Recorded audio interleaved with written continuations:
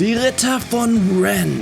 Wie trat Kylo Ren dieser machtempfindlichen Bande bei? Was geschah, nachdem Ben Solo seinen Jedi-Meister Luke Skywalker verraten und sich der dunklen Seite angeschlossen hat? Ich bin Julian von Filmplanet und genau das erfährst du in diesem Video. Star Wars Episode 8 gab uns einen klitzekleinen Eindruck darüber, wie Ben Solo zur dunklen Seite rüberschwappte, aber was unmittelbar nach dem geschah, wissen wir nicht. Und genau hier verschafft uns die vierteilige Comicreihe The Rise of Kylo Ren von Charles Soule Klarheit. Unmittelbar nach dem Angriff auf das Leben seines Meisters Luke Skywalker ist Ben noch nicht ganz böse.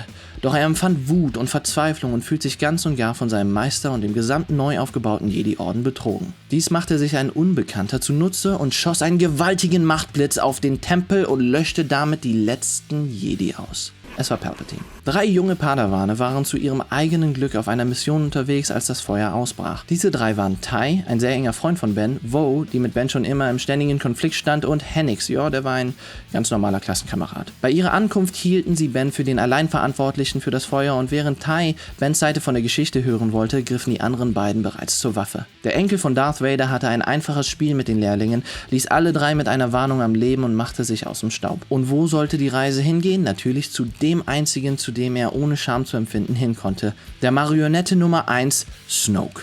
Hier zu sehen in seinem schicken Gartenoutfit. Snoke, also Palpatine, war schon lange vor dem Tempelbrand eine Stimme in Bens Kopf, wo er ihn manipulierte und zu sich zog auf die dunkle Seite. Gemeinsam haben sich beide dazu entschlossen, dass Ben sich mal bewerben sollte bei der krassesten Gang der Galaxis, den Rittern von Ren.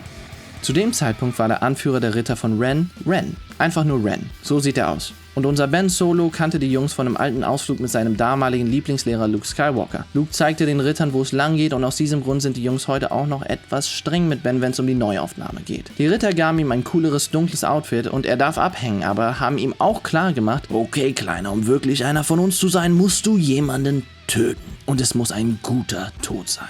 Ben wollte unbedingt der Gruppe angehören, um Snoke zu beweisen, dass er sich völlig der dunklen Seite hingeben kann. Aus diesem Grund erzählte er den Rittern von einem Zwischenfall. Auf dem Weg zu den Rittern von Ren traf Ben erneut auf die letzten 3 Schüler von Skywalker. Und diesmal waren sie fest entschlossen, ihn aufzuhalten. Tai versuchte Ben zu besänftigen, ihm zu zeigen, dass es einen Weg zurück gibt, doch Vo war auf Rache aus.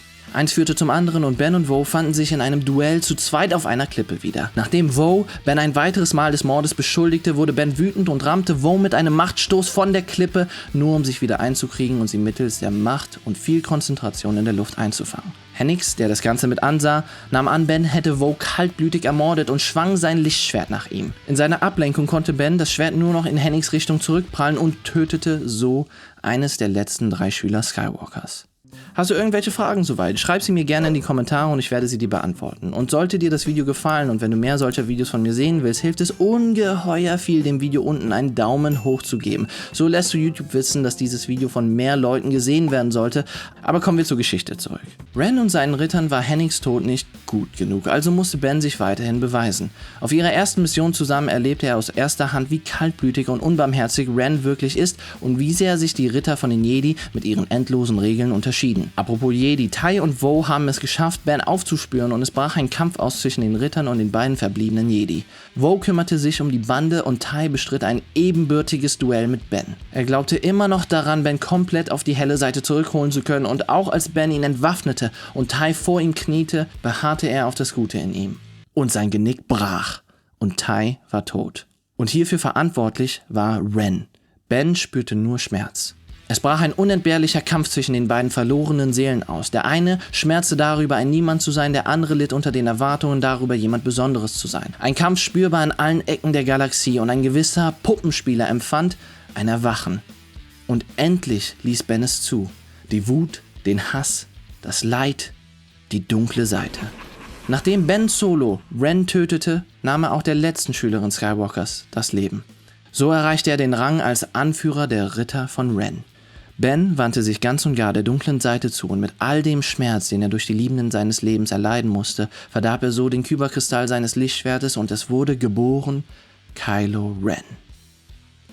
Puh, das war ja mal heftig und dramatisch. Wie fandest du die Story? Findest du, der Comicautor Soule sollte selber mal ein Drehbuch verfassen dürfen? Oder hast du genug davon, ständig neue Geschichten dieser Figuren dazu erfunden zu bekommen? Deine Meinung dazu will ich hören, also schreib es mir unten in die Kommentare. Das war auf jeden Fall die kanonisierte Vorgeschichte von Kylo Ren. Vielen lieben Dank fürs Anschauen bis hierhin. Ich bin Julian von Filmplanet und falls du Star Wars magst, hast du bestimmt schon mal was von Ahsoka Tano gehört. Schau dir hier mein Video darüber an, warum sie unbedingt eine eigene Serie bekommen sollte. Wenn du nichts verpassen willst, vergiss nicht den Kanal zu abonnieren und bis bald.